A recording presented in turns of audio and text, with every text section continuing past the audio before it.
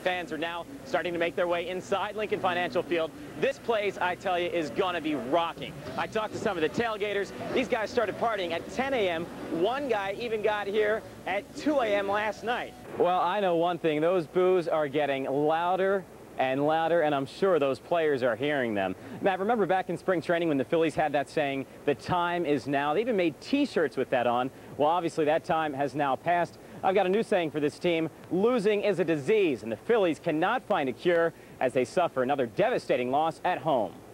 All right, guys, here it is. We've been talking about it all week. This is the official Philadelphia cheesesteak. Just look at the grease and the cheese and the onions, and that's the whiz. Cheese whiz. They don't have this yet in Dallas, but Pistachios, this is what I'm talking about. It's all about the cheese whiz, guys. I had a blast this weekend in Philadelphia. You better make sure you bring back a couple of those, fat-free, of course, all right? Sure, Bob, no problem. Well, no matter how good we are or how bad those guys are, Eagles fans' hatred of the Dallas Cowboys remains consistent. Thanks, guys. Welcome to Phillies Post Game Live, along with John Marzano. I'm Mike Rogers. We're going to start talking about how this game finished. The Phillies bullpen. It was the hottest topic by far today. Of course, Jose Mesa is no longer the closer. That's why you did not see him in the ballgame. You saw Riel Cormier. Frenchie made it look easy. The 76ers gave their fans another option besides a trip to the mall this afternoon. How about a matinee against the Washington Wizards? And both teams didn't hold back when it came to shopping for points. Before the game, the Sixers activated Aaron McKee. He's back from a shoulder injury. Kyle Korver has found a home in the starting lineup, and he's making a living dropping threes. 6 for the game. Korver finished with a career-high 26 points. Now, final seconds of the game, Jarvis Hayes wants to play some more. He nails the three to send this one into overtime, but in OT. 3.9 seconds left, and AI emerges. The steal by Iverson, posting in! He won it! He won the game! Allen Iverson comes up big, and the Sixers win the game 116 to 114. And AI is making a habit of those game-winning shots. Yeah. That's the second time this month, but I hear that's not the biggest sports story in town tonight. No, you think that was exciting? Take a look. Mike Rogers from Comcast Sportsnet, the MVP of the game, takes one deep. Out of here. Nobody's going to get it, and he's going to circle the bases. He probably kept going and gone on to first. Good morning, everybody. I'm Mike Rogers, and welcome to Singular Sports Rise. The 2004 Olympic Games will be a challenge like no other for Team USA basketball. The days of the Dream Team have been replaced with recent nightmares. This will definitely be a fight on the defensive side of the ball. The Ravens' D has proven to be more productive at times than their offense. In the last 5 games, 6 interceptions have led to 3 touchdowns. The Braves know everything about making the postseason, but the Phils and Marlins are both new to the grind. What a difference a day makes, especially when you're playing for the rights of October. After Tuesday's embarrassing loss to the Phils, you could literally hear a pin drop in the Marlins locker room. Wednesday night, that was a different story. After their win, the confidence was back, and so was their game-and-a-half lead. But after Thursday's heartbreaker, the atmosphere shifted back to frustration once again. Smarty, I said hello. Now that slot machines have become a reality, the question turns from will to when. Construction has already begun, but the sounds of slots at Philly Park won't happen overnight. But there is a timetable in place. Historic Lambeau Field, an amazing site filled with a lot of great football history. Packers wide receiver Antonio Freeman has been a big part of that history, and his past also includes a very memorable season with the Philadelphia Eagles. But after the team decided not to re-sign Freeman, he's now been repacked. And he admits this Sunday he's putting his team first ahead of any personal grudges. 53 guys just going to be out there just battling and going to war. And when you go to war with the Packers, you obviously need to stop Brett Favre.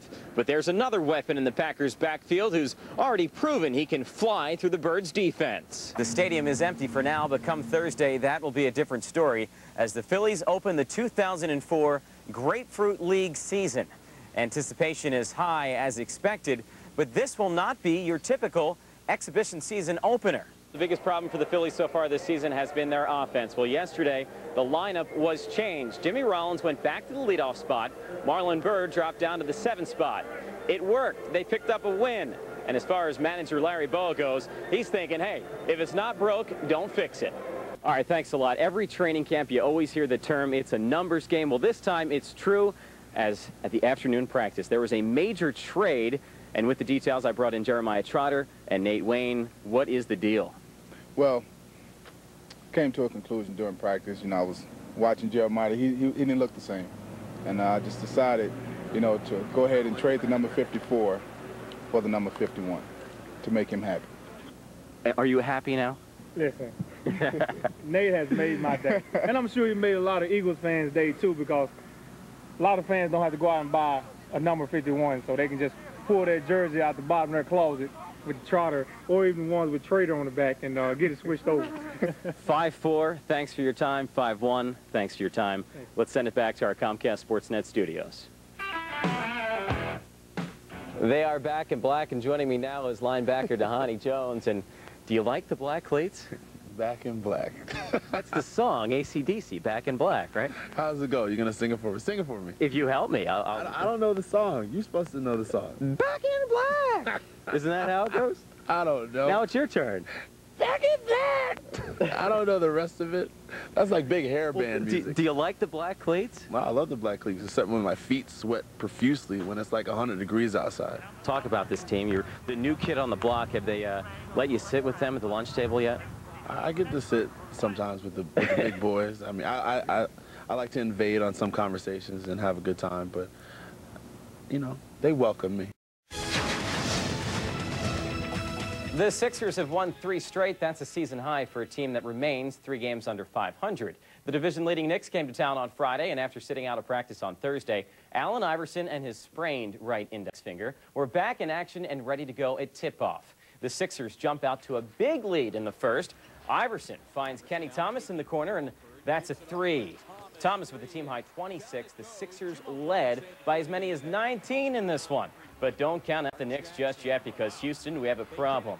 Allen Houston, with 2.8 seconds left, ties the game at 100. We're going into overtime, and the Sixers went ice cold. They had their shots. The only problem, they didn't fall. Korver, Iverson, Green. It was a team effort. And by the way, that is not vanilla ice, as the Sixers blow it 113 to 107. Staying in the NBA, this trade will have a big impact on the Eastern Conference. The Nets and Raptors have made a deal that will send Vince Carter to New Jersey for Alonzo Mourning, Aaron Williams, Eric Williams, and 2 first-round draft picks. But the Nets will have to wait for Carter to get healthy. He's currently on the injured list with a bad Achilles. Good news for the Eagles at practice on Friday. T.O. was back on the field for the first time this week. Andy Reid said that Terrell Owens practiced well and that he should be ready to go on Sunday when the Birds face the Dallas Cowboys. Derek Burgess, Hollis Thomas, and Nate Wayne aren't as lucky. They will not play in this game. And all those bumps and bruises can take a toll by week 15. A big part of the NFL that some players have just gotten used to. It's tough for everybody, and nobody's really healthy this time of year.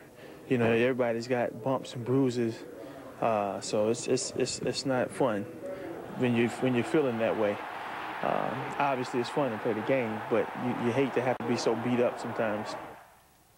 While the future at quarterback remains cloudy for the Cowboys, it looks like they may have found themselves a running back. The Eagles didn't see rookie Julius Jones the last time they met, but since he's come back from the injured list, Jones has made a name for himself, picking up 517 rushing yards over the last 4 games. He's a big part, man. He's running the ball well. He's getting behind that big offensive line and making some great cuts and racking up some yards. So we got to do a good job of trying to stop him. And don't forget to keep it here. At Fox29 this Sunday, we get you warmed up with Game Day Live. Don Tollefson will have the latest on the Eagles as they get ready for kickoff. Then at noon, Fox NFL Sunday takes a look at the rest of the NFL. The boys and birds will get things started at 1. And how about after the game? Keep it on Fox for the best post-game show in town. A full day of Eagles coverage only on Fox 29. How about some baseball news now? When the Yankees look under their Christmas tree, they are still hoping to find the big unit. Trade rumors involving Randy Johnson just won't go away. The latest is a 3-way swap. The Yanks would get the big lefty, the Dodgers get Javier Vasquez, and the Diamondbacks would get Sean Green and pitcher Brad Penny. Now, the Yankees are confident they have finally found the right combination for Johnson, but don't count your big units before they hatch. This trade is far from becoming official. And finally, 'tis the season for the Phillies to give back to the community. A whole team of helpers were on hand, as Friday was the team's annual holiday dinner for the homeless, and that's some good-looking gravy right there. Manager Charlie Manuel was stirring up the holiday feast, and Phillies president David Montgomery provided the gifts, a $10,000 check to the Bethesda Project Homeless Facility. And if they're not going to spend that kind of money on pitching, at least they should give it to a good cause. Absolutely. Inside Lincoln Financial Field, the sounds of silence will remain until next season. Outside, that's a different story. You can hear their fans' anger a mile away. I'm angry! 3 points! 3 stinking points! Yep. I don't know what to do. I can't take it anymore. I just can't take it anymore. I'm sick of the drop passes. I'm sick of Thrash. I'm sick of Pinkston. And I'm sick of Reed. Anytime we play in these big games like that, the weaknesses show up. They have receivers. Nobody can get open. McNabb got hit way too many times. And you know what? A letdown again. It's just tough to stomach. Tough to stomach to sit on a third year in a row. We suck, okay? And the third straight loss in the NFC Championship has become the toughest pill to swallow. Taking another step down the road of failure is tough. But when frustration begins to cloud your judgment, unfortunately, it's always easy to turn a hero into the scapegoat. They need to get rid of McNabb. They need to get rid of Reed. 3 years in a row, we cannot do it with the people we have. I'm so disappointed. I know Andy Reid and Donovan have done the best job they can, but you know what? They need to try harder because this is ridiculous. This is just ridiculous. Reed made some bad calls. Defense didn't play very well. It's not McNabb's fault. Reed made bad judgment bringing him back in after he got hurt. He should have brought in Coy. That's what he should have did. And I still love the Eagles. I'll be here next year. We were all lathered up going. Oh, yeah, that was bad. It was lathered up. We should have won. Damn it, we should have won this game. You know, damn it. We should have won this game. No timeout, nothing. So as this sea of anger spreads back into the city of Philadelphia, it's clear this team handed the town a loss they weren't ready to handle. Outside Lincoln Financial Field, Mike Rogers, Comcast Sportsnet.